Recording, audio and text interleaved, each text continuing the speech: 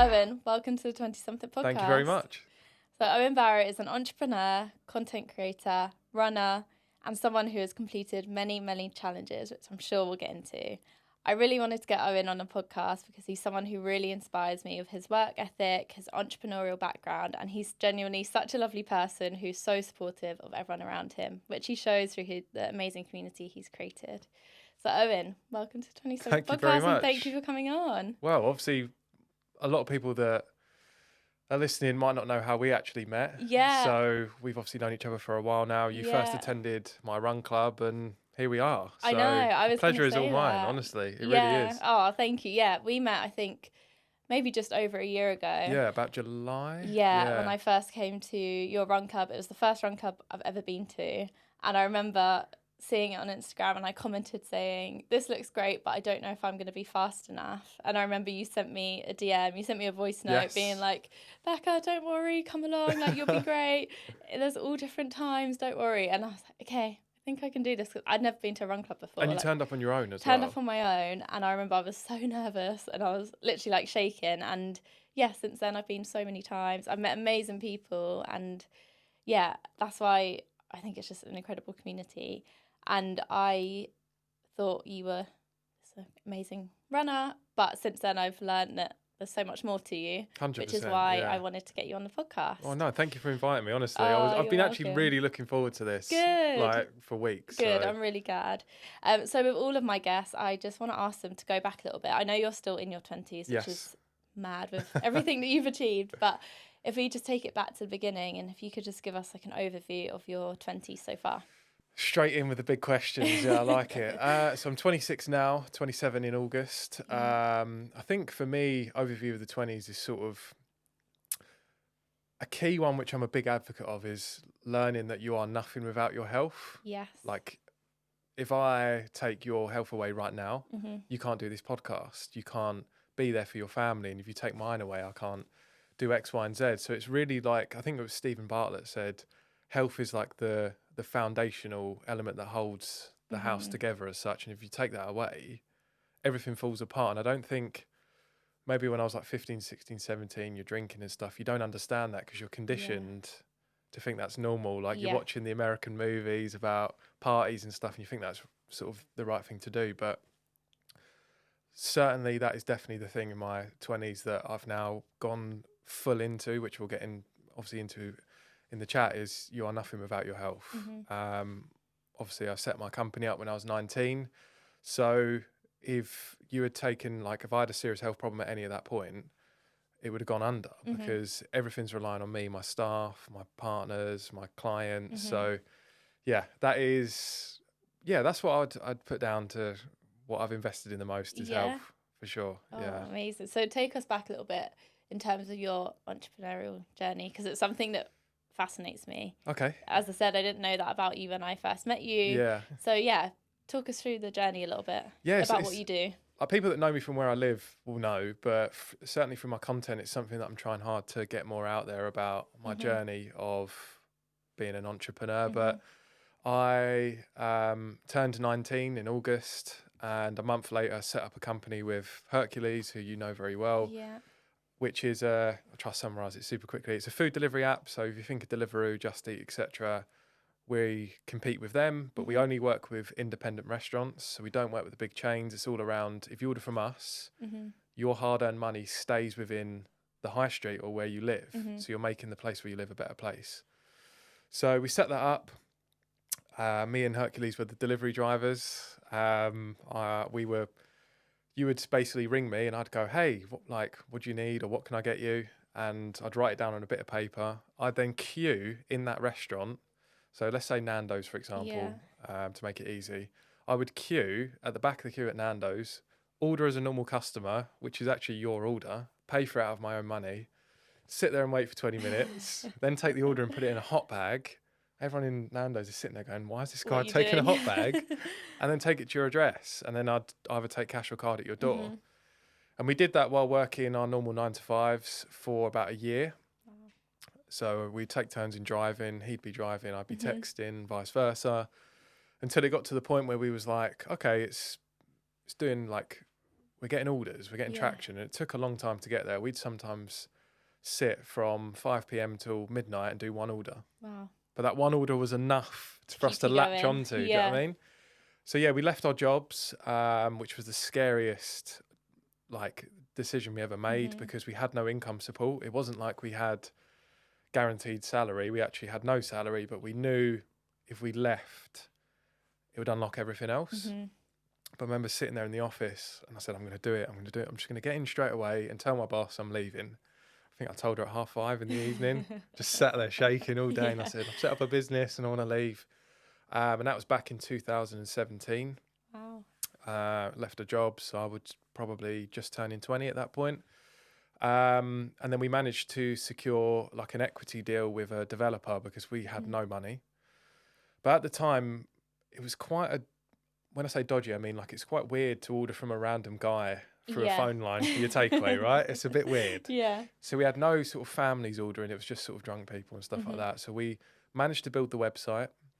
And that's when everything changed. It became family friendly. We had the logo, the colours, it all looked really nice. And from there, it's just been honestly like a roller coaster. There's been some really bad times, but some really good times. Obviously, COVID come into it. Yeah, I was going to say COVID. So it's an interesting one with COVID. So 2 weeks before the lockdown happened, we were running out of money. We had like 2 weeks left of money in the bank, and sort of I just remember sitting there going like, what are we gonna do? Like, couldn't sleep. And then lockdown happened, and our orders quadrupled overnight, but we didn't have the infrastructure to cope with it. So we were giving really poor service. People's orders were late. We didn't have enough drivers. It's like someone going, I want you to do 100 guests today on your podcast. You don't have the bandwidth. So that happened, but we quickly sort of adapted to it, and then just made opportunity of what was available to us at the time. But the reason why we only work with independent restaurants is that pandemic was the highlight of why they needed us, because they had no other income coming in, because I don't know if you remember, but you couldn't eat in a restaurant. The highlight of your week was getting a takeaway. Exactly. Yeah. It's interesting you say that, because honestly it was. we honestly were turning up to people's doors and they were like, I'm so happy to see just a human being with a smile. But the pandemic obviously changed the game quite a lot. And like fast forward today, obviously me and Hercules started as the delivery drivers. Now we have 300. Wow. So it's, that is my baby. That's how it's matured me into who I am today. But I'm sure we'll get into it. But running a business is not sexy. It's not glamorous. You leave your 9 to 5 to work 24/7. It's literally non-stop. But it comes, of course, with its plus points and its negatives. Yeah, so of course. A balance. No, and with that, I think it's such a fair point to say, because I think sometimes there can be a bit of like a glamorization of for sure. working for yourself. You've got your own time, your freedom, all of this, but behind that is that hard work. And that's why I want to get people like you on this podcast, because it's so easy to just look at Instagram and be like, wow, look at Owen. He's so successful. He's smashing it. He's got all this time to just do running content and it looks so great. Oh, 100%. But I know that that's not all that you're doing, right? So I want to show like people's stories and show that you can be this, or you can change what you're doing. Like, you left your job and now you're running this incredible company for hard work. It's not just been like a couple of things. It's been years and years. So I just want to show that, and like, this is such an incredible story. So, well, for anyone listening that either follows me on Instagram or is going to follow me, I make my reels on my half an hour lunch break, like at the office. It's not, that's what, as you say, you're looking at people and you think, oh, well, they're a content creator. They've got all the time in the world. Yeah. I do not. And I'm really squeezing it in, and we'll get into it. But the reason why I make content is to inspire other people. And that's why I make sure I arrive every day with a post. And I'm really squeezing it into my day. It's not, I don't have like hours and hours available. So hopefully people appreciate the content I'm putting completely. out. I do. Like, I literally love it. I'll go onto Instagram on like in the evening. I'm like, there it is. There's Owen's post. Same time every day. So in terms of that, then you've obviously, well, I'm assuming you've obviously had this like drive behind you in terms of setting up your own company. And where do you think that's kind of come from? I said it on another podcast, and I'll say the exact same thing, in the sense of like, this is not an X Factor sub story, but like, I grew up like super sort of rundown background, had no father figure due to alcohol. So single mum, which she's my angel, one brother, and we lived in like super rough parts of Scotland. Right. That's where I was born, although I don't have an accent. Yeah. And I think it was just that desire of striving for more, because we didn't have a lot when we was younger. But I will always stand by this. If I had the choice to be born into millions of pounds or what I was born into, I would choose what I was born into, because it's so hard. You can't purchase that drive. You can't. Yeah. It's really hard to. And once you've got it, you got to hold on to it. Yeah. So I'm grateful for, like, despite the circumstances, I loved my childhood. I loved every part of it. But that's where I think the drive come from, is just seeking more. And I've always wanted to run my own business for the sake of just creating something and watching it blossom and having that passion like you've got now. Yeah. To watch something grow. I've always enjoyed growing things or creating things, whether it's being a kid and building Lego or whatever it might be. So yeah, I've always had that desire for a business. I remember being 12, 13, 14, 15 on YouTube going like business ideas, and nothing ever really sort of like worked or sort of tickled my fancy as such. But when this sort of gap that we spotted in the market came about, we just went all in. I didn't have a huge amount of money, but everything I had went into it, and I had zero left in my bank. It was sort of no plan B. Let's do this and let's make it work. And if it doesn't, it doesn't. But you can't look back, really. Yeah. No, I think that's amazing. Like, to be able to put your all into something like that, and I guess to take that risk, like, it's crazy, but it's paid off. And I can imagine like the hours you've put in, all of that. It's not just your money, it's your time.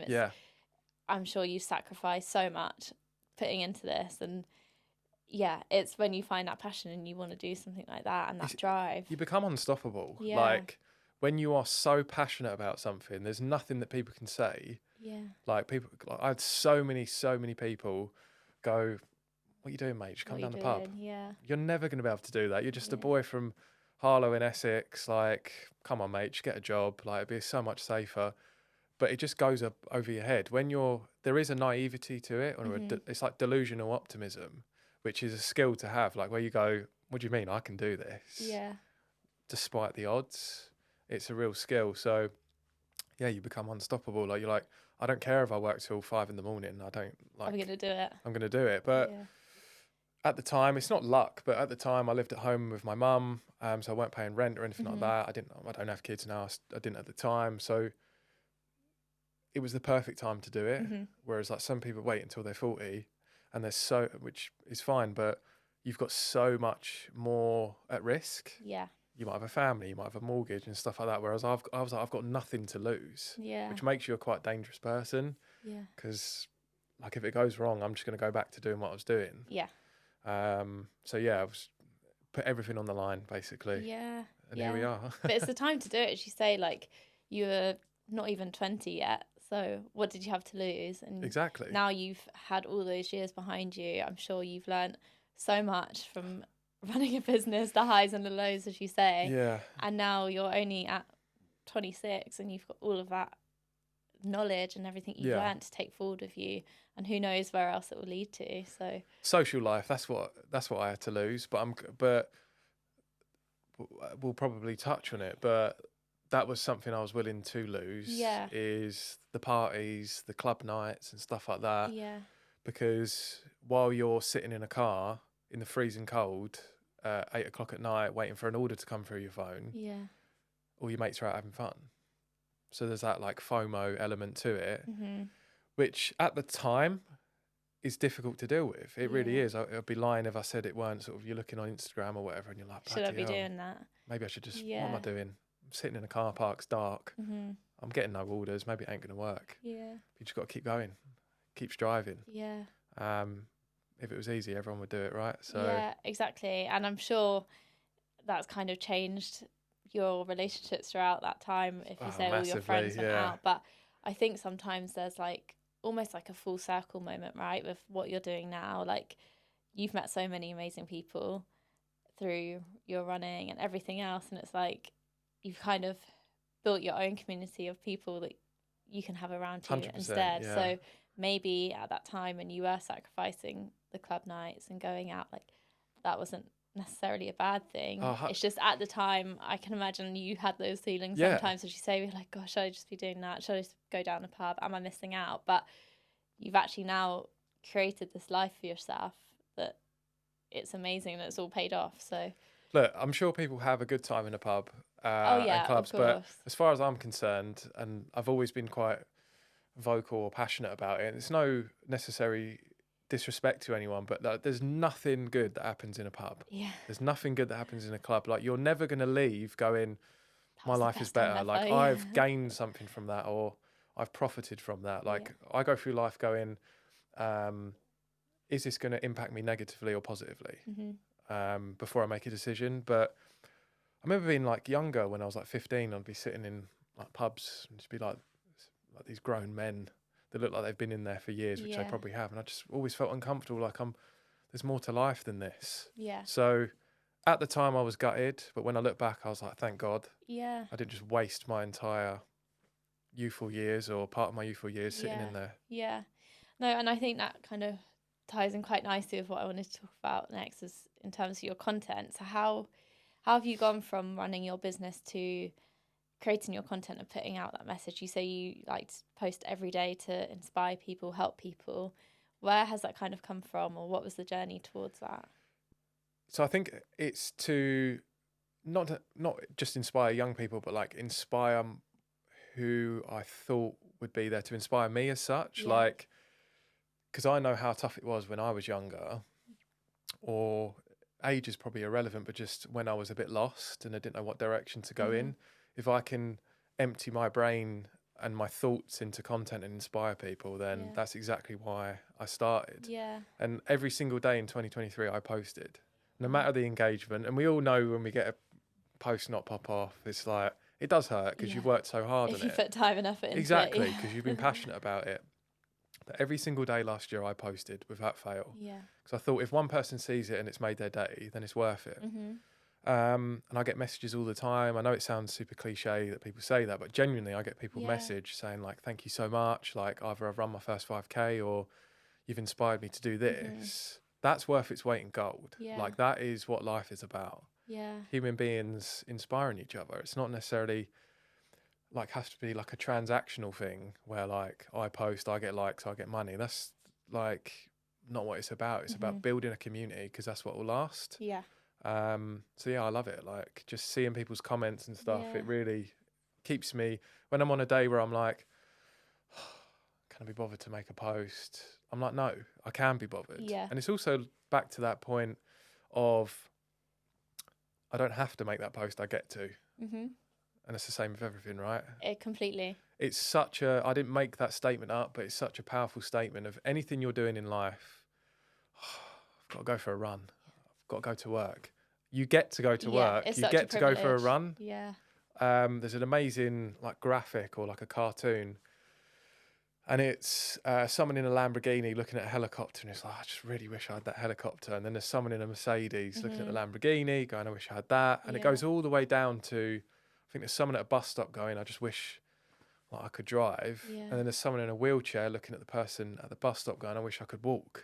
There's always someone out there that sort of would die to be in your position. So gratitude is a massive it's like thing. Everyone always thinks the grass is greener, right? But when you actually look around you and you see what you have, you appreciate it so much more. 100%. And I think like there's always, you could always say, oh, I wish I did this, wish I did that, but it is a privilege. I always say that, especially if I'm like struggling to get up for a run or something. I'm like, no, I should be so honoured that I can do this. Or like with the marathon as well, like I felt like that was a complete privilege. It was such hard work and the training and everything behind it. But honestly, like at the start line, I was just like, wow, I can't believe I'm about to do this, and I can't believe I get to do this. Like, how incredible was that? I was just buzzing, like literally jumping up and down, like, I can't believe it.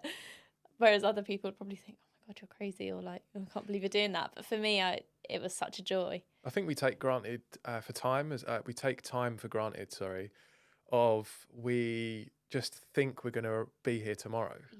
I know that might sound quite deep, but I don't know if I will be.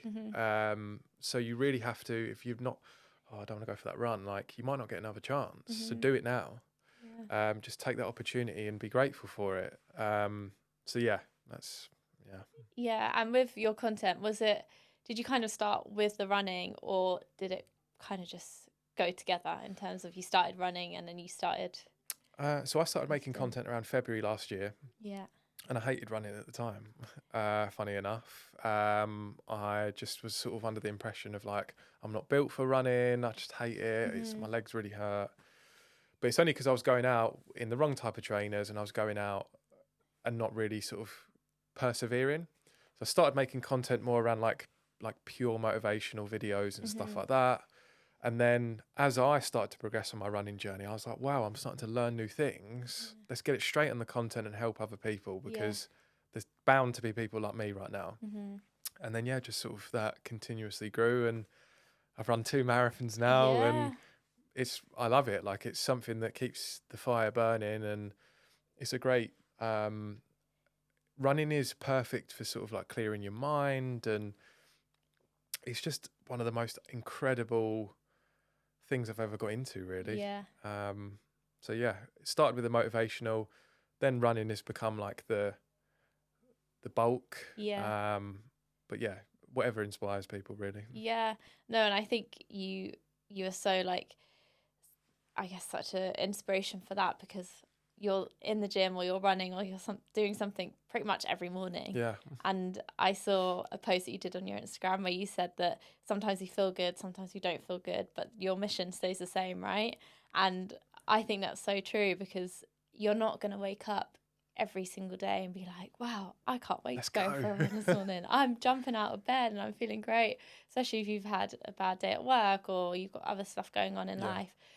But if you can have that goal and that drive to do it, I think it's so worthwhile. And 100%, it's obviously something you have. And I know some people don't love the term like motivation, because is it motivation? Is it just that you've got discipline? I don't know how you kind of feel around that, but I thought that was such a good post that you put out. It touches on the first point, right, that we spoke about right at the start of the conversation, of health. It's such an important aspect in my life that if I continuously don't work out or continuously slack off on my like nutrition, I was about to call it diet then, but it's not. But slack off on my nutrition and working out, then something might pop up. And a lot of people in life, they're reactive rather than proactive. So they'll wait until they get a health problem and then they go, right, now I'll make the change. I don't want to have that problem. I'd rather avoid it forever. I hate hospitals and stuff like that. So for me, it's like, right, I wake up, God, I feel tired, but how will I feel if I get like a health problem? Or how will I feel if I don't go to the gym? I'm going to walk into work and just feel rubbish and stuff like that. So movement is medicine, movement is energy. So that's what gets me just going, really. It's not, I want to go into the gym because I really want to have a 6-pack or anything like that. It's purely helps my mental well-being massively, and it's about just being all round healthy. Making my future self proud. That's another thing that sort of is a core foundation of getting up every day and going for it, really. Now, rest is important as well. I'm not one of these people that's like, you must work out every single day. But it doesn't have to be going to the gym. It could just be going for a walk. It could be just something light, just moving your body. And then in terms of, we touched on it at the start as well about how we met, but you run a running club, high performance club. How did that come about? Was that your journey from running? How did you get to that?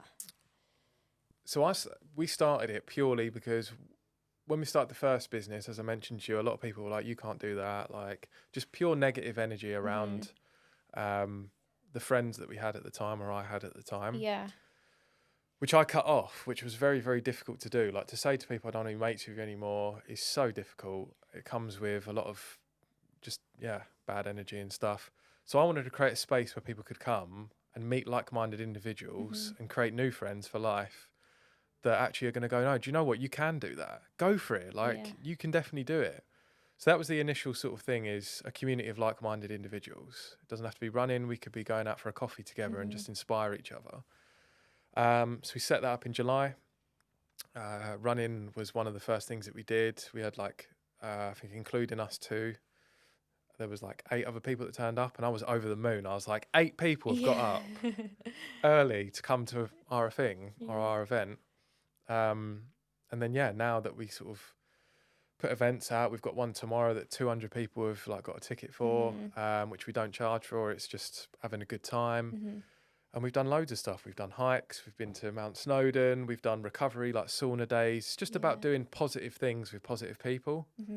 And it's great. It's just because, like you said, it's super nerve-wracking to turn up to one of these things. I remember when I was younger, like I would never turn up to somewhere like what we run on my own.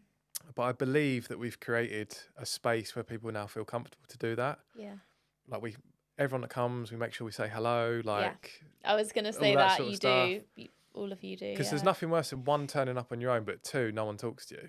So it just defeats the object. You're like, right, I might as well just go on my own to somewhere else. So making people as comfortable as possible. And I can hand on heart say everyone will back that's been to our events. So we're just sort of continuously growing that, building the community as big as possible and see where we get to. But it's already grown more than we sort of thought. Like we were featured in GQ a couple of weeks ago, which was an absolute honour. We partnered with Gail's Bakery. I know, that was so exciting. This was set up from a laptop in my bedroom to now hosting a run club with arguably one of the best bakeries in the country, which was a sort of pinch me moment. Of course. So and that is also incredible that you do everything around that as well. But how do you balance that? If someone's looking into this, listening, who doesn't know you and thinking, wow, this guy's just told me he runs his own business, he's done marathons, he goes to the gym every day, he now has set up a run and well-being club. How the hell does he do it? How do you balance it all? I can only sort of reference to like my own experience, because I can fully appreciate that some people have got circumstances in their life that like they might have kids, and it's sort of like I don't have the same 24 hours as them. I really don't, and I can't say make time. I can only speak to my own experience, but for me it's about peeling back the layers and looking at your day. Let's say someone, typical person, doesn't have kids, they're just like me. I can guarantee they're sitting on their phone for a few hours a day. I can guarantee they're watching TV or playing games consoles or wasting time. So if you really want something, you'll get rid of those stuff and you'll unlock time. For me, one of the biggest ways that I gained more time was, instead of getting up at 7, I got up at 5. I've now just suddenly got 2 extra hours in the day. Was it easy? No. But does it get easier? Yes. And just becomes part of your routine as well. Just becomes part of the routine. I've now got 2 extra hours every single day that apparently I don't have time prior to that. So for me, it's just, if you want it, you'll make the time. If you're passionate about something, like you're making time for TV, you're making time to go on your phone. So why can't you make time for that project or reading that book or learning or whatever it might be? And again, I echo people that have circumstances that they can't control. I do understand, but for those that don't, if you want it, you'll make the time. If you want it, you'll go get it. And that's all that I've done really, is just sort of prioritize what I truly want in life. And I think it takes time to get there. Like I experienced that this week actually. Somebody said to me, oh, you started a podcast, how the hell do you have the time to do that? And the same person had told me only the week before that they had binged a series on Netflix 2 times in the same weekend, which is fine. That's how they wanted to spend their time. There's no judgment against that. No, I do it. Don't get me wrong. I do it as well. But I took a step back and I was like, okay, well, this has taken me X amount of hours today, and obviously you go home, edit it, whatever. But if I had watched 2 series of Netflix back to back, that would probably be half my day or the whole of my day. So I've got no time left. Which, as you say, I have done that before. But I'm now trying to take a step back and see that, and how can I guess, block my time, prioritise my time, what actually is important to me. And I think that's so true. It just, sometimes you, as you say, you've got to peel back the layers and think, right, I've got to get X, Y, Z done today or this weekend. What is my focus? What's my number one? What's my non-negotiable I'm going to do? That's it. And then planning it around there. Non-negotiable, I really like that word, because if you put a certain task into that bucket, the non-negotiable bucket, you'll get it done. Yeah. For me, working out in the morning or moving in the morning is my non-negotiable, no matter what. So if you start putting different things in there, because currently watching or binging on Netflix is a non-negotiable for some people, and it's about taking that out and replacing it with something that might give you more fulfillment in life and stuff. And don't get me wrong, like these things, they're distracting. They really, really are. Phones are distracting. I do it. You find yourself, I call it flicking. You're flicking through reels and stuff. They're designed to catch our attention. So you've just got to sort of be aware of that and be conscious and try to detach yourself away from that. But yeah, if I didn't do those things and prioritize different things, I wouldn't have been able to achieve or do the things that I've done at all if I was just sitting around binging all the time, which again I still do to this day. I'll probably go home tonight and I'll watch an episode of something, because sometimes you need to rest your mind. I do appreciate that, but I think there's a limit, right? Yes. I was going to say that on the flip side, how do you rest? Because obviously we all need to, otherwise we're going to have burnout. How do you then switch off if you've got your run club tomorrow? When is that time for you, or how do you kind of create that?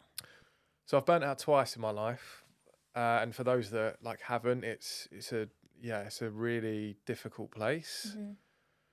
Burnout makes you want to just not throw your toys out the pram, but just go get rid of it all. I don't want to do it anymore. So I burnt out once, because we've had lots of different investors in the first business, and I remember it was towards the sort of height of the pandemic. Understand why they were, but they were sort of expand, opening more towns, and I'm like, I can't cope with what I'm doing right now, let alone go and launch more towns. And I was going to sell my flat that I owned. I persuaded my mum to sell her house. Hercules was going to get money from his side of the family, and we were going to buy everyone out, because we were so burnt out and sick of just what was going on.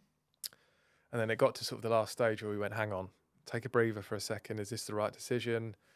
But yeah, burnout leaves you in a state of where you are demotivated. You are just sort of you wake up and you just want to go to sleep.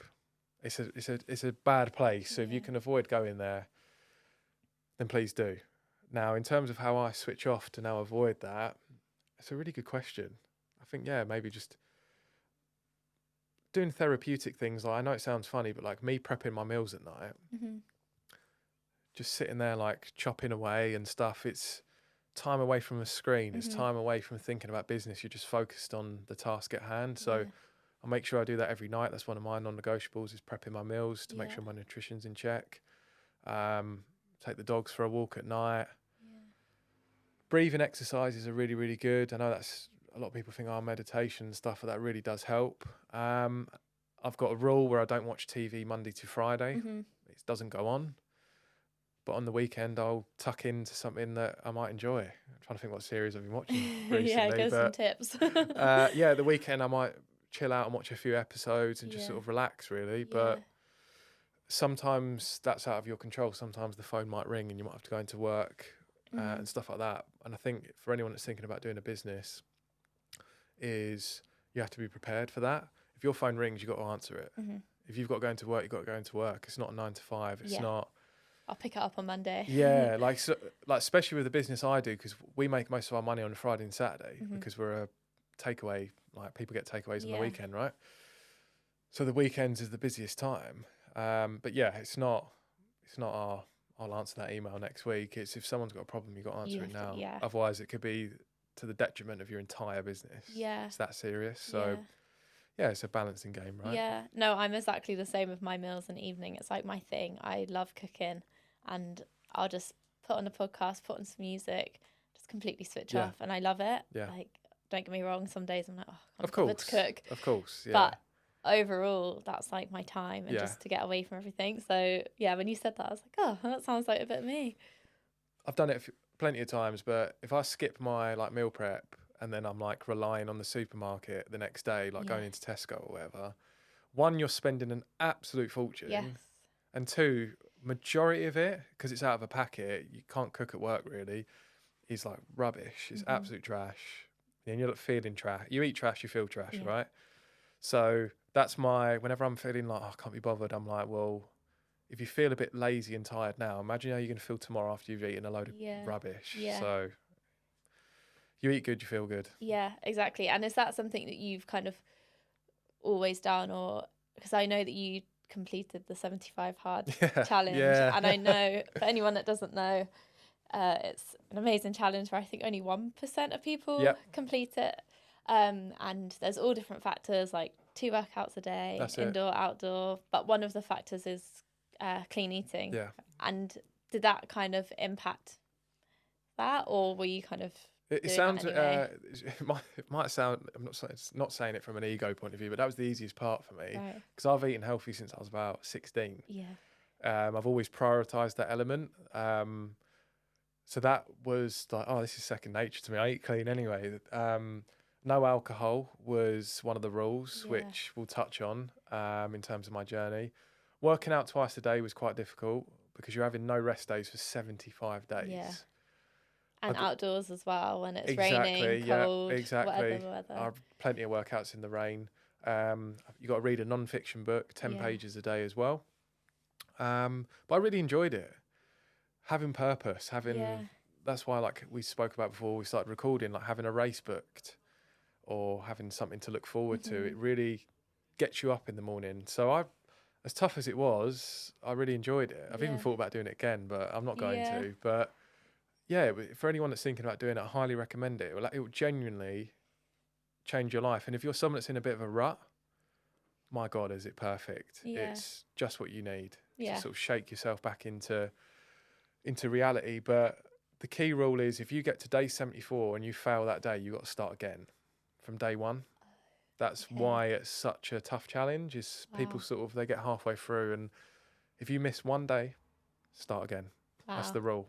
Okay, So, yeah. I didn't know that. Yeah, that's what gets so many people, right? Because you can't just go, oh, I'll just have today off and I'll continue tomorrow. It's like, if I have today off, it's like snakes and ladders. You're going all the way back to the bottom. Yeah. So that's what made it quite difficult. Wow. Yeah. That is, yeah. And I think it's such an amazing challenge as well. And you touched a bit on the alcohol side there. So I did want to ask you about that, because I know you've been alcohol free, sober. I don't know what it's a funny kind of one, term isn't you it? like to say. It is a funny thing. But I know you have been for about 1.5 years now. Yeah, just smashed through 500 days. Wow. Yeah. Yeah. So tell me a bit about that. How did that come about? So, Christmas party at one of the at GoGetters, our company, December 2022, December the 19th. Massive, typical company party, which I drank a lot at. I sort of just got to the next day and I was sort of like, for me, quitting alcohol was about, I get momentum and then I put a speed bump because I've drunk. I get momentum and then I put a speed bump. And I just wanted to remove those speed bumps and see how fast I could go, really, in life. So I thought, do you know what? The entire of 2023, I'm going to do it. 75 hard, I started in like late August, which helped smash the rest of the year anyway, because you can't drink alcohol. Then I got to the end of last year and I thought, I've not done it for so long now. I feel incredibly good for it. My mental health is the best it could ever be. My physical health, my relationships. Why would I go back, piss that all up the wall? Yeah. So I thought, do you know what? That's it. I'm done. Yeah. And as we may have all have experienced, whether it's through friendships or family, but like I've had massive issues in my family through alcohol that have torn sort of people apart, which a lot of people have. And that's why I almost don't understand, now that I'm sort of clear from it, is why we drink it. Yeah. Because so many people have seen, whether it's relationships, friendships or family, being affected by that substance, but we still go and drink it. I think there's still such like a connotation around it of like, to be having a good time and to be having fun, you have to be drinking. And I think because I've been on a bit of a journey myself with it, so the last 2 years I've really changed my relationship, and I've had a few weeks here and there where I haven't drunk, but I've had this gradual decline. And then the last 4.5 months I've just not drank at all. Really? So I think I haven't had this switch of like, okay, suddenly my sleep's better, all of this better, because it wasn't like a drastic stop. I really declined over 2 years. So it's only when I look back now and I'm like, okay, well, since I have stopped, or since I really reduced, I've now launched a podcast or I'm doing other things. And it's only when I look back that I realise, wow, I think because I haven't had that hard stop, do you know what I mean? I didn't go from like, because at some stages I was going out like 4 nights a week, and I didn't go from doing that to then stop. Yeah. It was gradual. So I haven't had like, wow, all of these amazing people are like, this happens, this happens, this happens. It's been more of a slow burner for me. But yeah, looking back now, I'm like, wow.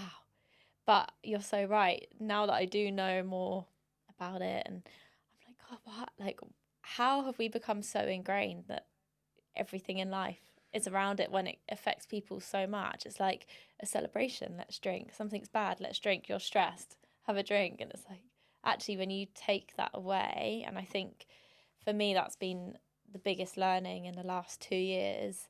So my partner's sober. He's been sober for over 4 years. Wow. So he's massively opened my eyes to that way of life. And for me, it's learning. I've learned that like I can do normal things in life without having to have a drink. And in terms of going for dinner or going to a wedding, or all of these things that are so surrounded by it, I've actually learned how to enjoy life without it. And I think, I don't know if I will drink again. I don't know if I won't.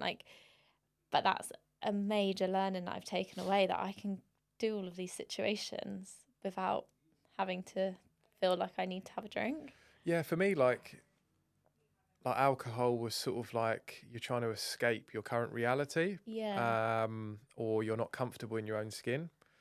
So that's something that I think that's almost what you learn in your 20s, right? Is being comfortable in your own skin. And alcohol wasn't going to help me achieve that goal. Mm-hmm. Now, I say to people all the time, like, I don't demonize it, alcohol. I think if you're drinking because you want to, okay. But if you're drinking because you don't want to say no to your friends or whatever, I think that's where the problem is, because you're taking this substance to please other people, not yourself. Yeah. And that's where it's like problems start to occur. Yeah. So, yeah. It's moving to that like conscious choice, like, I'll have a beer today or something, rather than I want to, not because rather than just, oh, it's because I'm doing this today that it's just normal. Like, it just becomes part of a routine, I think. Otherwise, if like, I don't know, you go to the football, so you have to drink, or you're going out with the girls, so let's just get a bottle of wine, because it's like a routine or a ritual that you've constantly done. And it's kind of like unlearning that in a way. Yeah.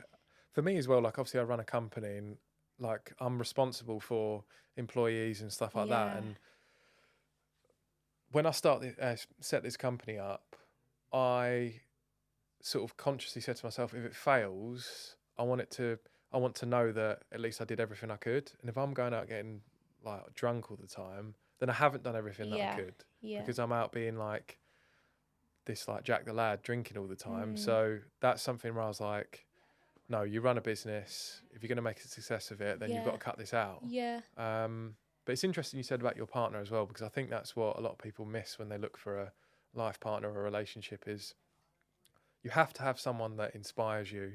You have to have someone that is going to tell you no, or pull you up as such. Go, do you think that's the right decision? You don't want to be hanging around yes people. You really don't. Yeah. They just want to say what you want to hear, because it's going to get you nowhere in life. Yeah. And I think it massively changes like relationships as well. Yeah. So when we met, he was already sober. So that navigating that had its challenges, of course, but also had amazing times as well. Like basically dating each other completely sober. I didn't really drink much. Like actually learning about someone rather than dates that are just fueled with booze. And my first guest that I had on the podcast, Nick, he was exactly the same. He has gone sober, and he said that he almost had to like re-date his partner, because they've been together for years, but their relationship was so built around booze. And I think now, like, actually going on a date or going on a sober date can actually open people's eyes quite a lot. And people say like running is the new dating and all of this, but I think it's so true, because you actually get to know people rather than you've got this like fog over your eyes and then you actually don't know who they are. No. Or you think you've had a great time, but have you actually? Yeah. It's communication as well. Like, communication is the biggest life skill. Yeah. I say to anyone, like, if I could give you 7 tips, what, like in your 20s, one of those would be learn sales. Genuinely, because everything is a sale. Yeah. Like, not just like selling a product. It could be like, I might be going, where do you want to go for dinner tonight? I'm selling to you. where I actually want to go to. Do you know what I mean? Yeah. Like, it's learning how to communicate with other human beings is such a massive life skill. And if you're on a date and you're sort of drunk and stuff, maybe that's not the best environment to do that. So I can imagine, being on a sober date, you learn so much more, right? You learn how to communicate with each other and stuff like that. So I love that. Life is a sale. It's it so is. true. Because even with this, I'm obviously reaching out to people and almost you're selling to them. And ask them to take a chance to come on here. to here. No, but I think that's incredible that you've done that. I don't know if you think it will be a long-term thing or you're not putting it hard. With alcohol? Yeah. I'm done. You're done? I'm done. Yeah. I'm absolutely done. I have no reason to. I just have no desire or reason to, really. Good for you. And I'm not like gutted about it. Yeah.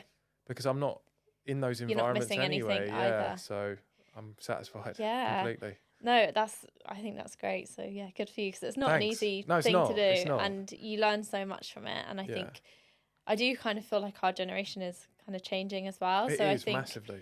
people seeing, because I know you've shared a bit of it on your Insta as well, and I think people seeing that, they actually can look up to that as well. So I think it's amazing. Yeah, and I always get a bit not nervous, but always get a bit conscious that I don't want anyone to feel, if they see a post around being alcohol free or sober, that I'm taking a dig at them, because I'm not. Yeah, you don't want to be preachy at all. Yeah. If anything, it's just to sort of give them an inkling of what it could be like. Yeah. It's not me demonising alcohol whatsoever, because I drank it for a long time. But yeah, it's just more to raise awareness, because it's given me so much positivity that it'd be a shame just to hold that close to my chest and go, no, you're not allowed that. Yeah. I want to spread it. So, completely. And in terms of then, like, all of these changes you've made in your 20s of your health, giving up booze, all of that, do you feel like your outlook's kind of changed in your life? Yeah, massively. Yeah, tremendously. I think before I started my company, I was a very materialistic person, but I think that was due to like inner confidence issues. So you sort of put in like the designer gear on and you think that's giving you a personality. Yeah. Spent loads of money on stuff like that. I remember I had my dream car in your sort of vision board, and I got that car when I was 20, what am I now, 26, got it when I was 24, and I was so unhappy. Yeah. I was happy for a week and I got rid of it 3 weeks later. Wow. Because I felt so guilty driving it, and I just felt like uncomfortable. Yeah. Maybe a little bit of imposter syndrome, but I also thought like, this is not my identity driving a Range Rover. It's not who I am. So yeah, I just like got up in the morning and I felt so unhappy owning it, which is mad, right? Because you look forward to it. That's probably like your dream one day. I've got to have that car, and then you get there and you're like, oh, actually. So I've become a sort of completely detached myself from materialistic stuff, which I'm so unbelievably more happy for.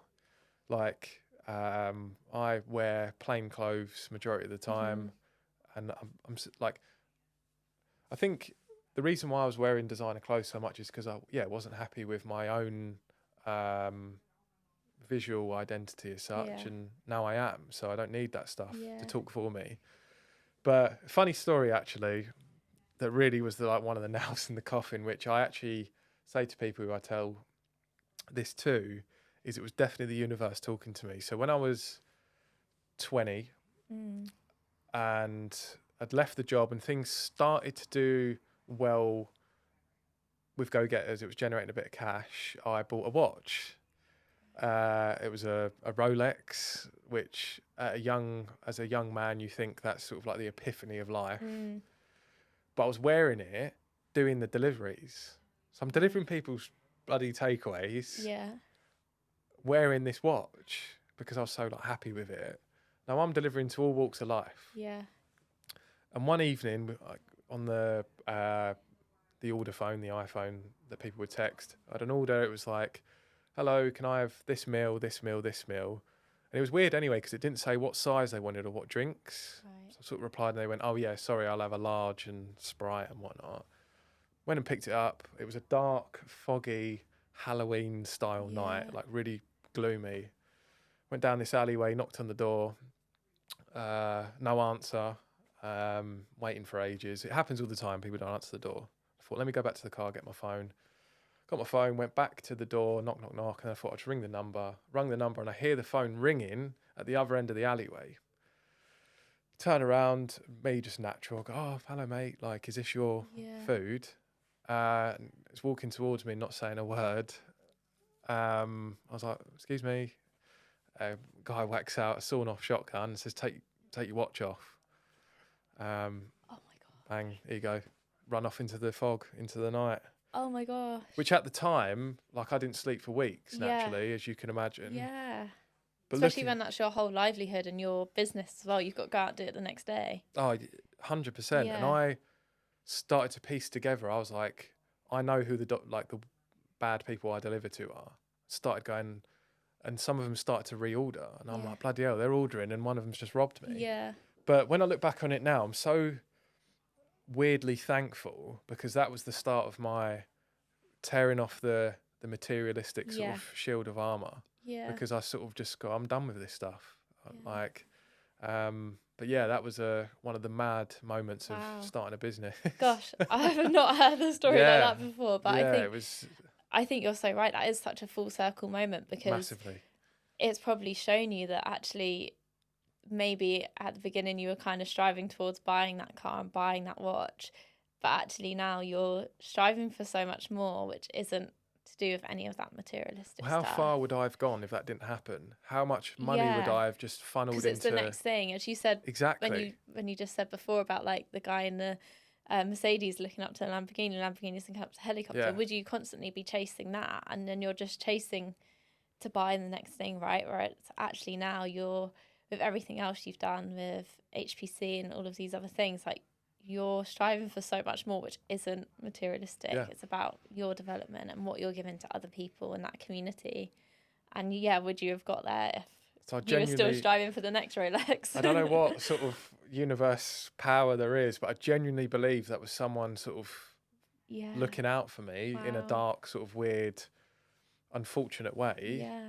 I didn't care about the watch. It is what it is. Hope you had it insured. I didn't. You didn't? No. Oh my gosh. I'm just a 20. Yeah. I'm stupid enough to wear it delivering to people's doors. I'm stupid enough to lose it. But as I say, how far would I have gone? It'd be the next watch, the next this and that. And I'm thankful for it. I genuinely am. So, yeah. Wow. Well, I'm glad that you're okay. Gosh. Well, I mean, we're coming towards the end and I feel like we could talk for like another hour, but I have one final question, which I like to ask all of my guests. So if you could go back to the beginning of your 20s, knowing everything that's happened now, what would be the one piece of advice that you would give to yourself?